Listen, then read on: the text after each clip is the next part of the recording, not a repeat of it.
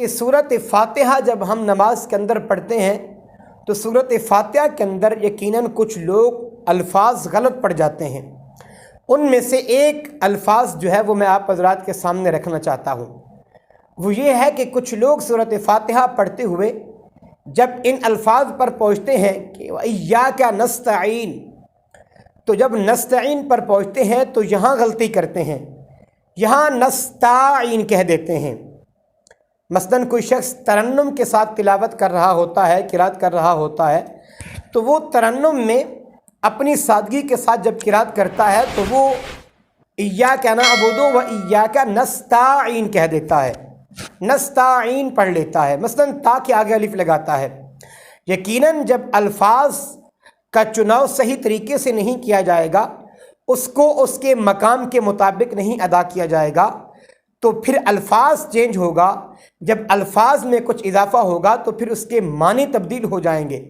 جب معنی اس کا تبدیل ہوں گے تو پھر اس کی نماز جو ہے وہ فاسد ہو جائے گی۔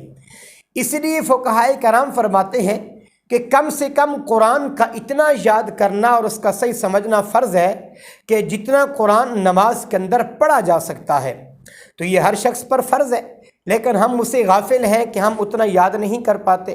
جب ہم اتنا یاد نہیں کر پاتے تو غلط جو ہے ہم قرات کرتے ہیں تو ہمیں نماز کے اندر سکون نہیں ملتا، ہمیں وہ راحت اور وہ انس نہیں میسر آتا، ہمیں خشوع و خضوع نہیں ملتا۔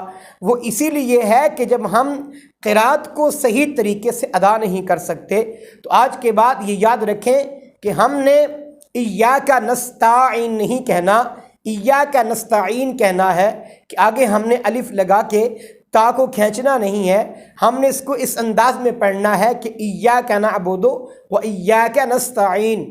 تو یہ الفاظ ہیں، جب ہم انشاءاللہ صحیح طریقے سے قرآن سیکھیں گے اور پڑھیں گے تو ہماری نماز بھی قابل قبول ہوگی۔ اللہ تعالی ہم سب کو صحیح دین متین سمجھنے کی توفیق عطا فرمائے۔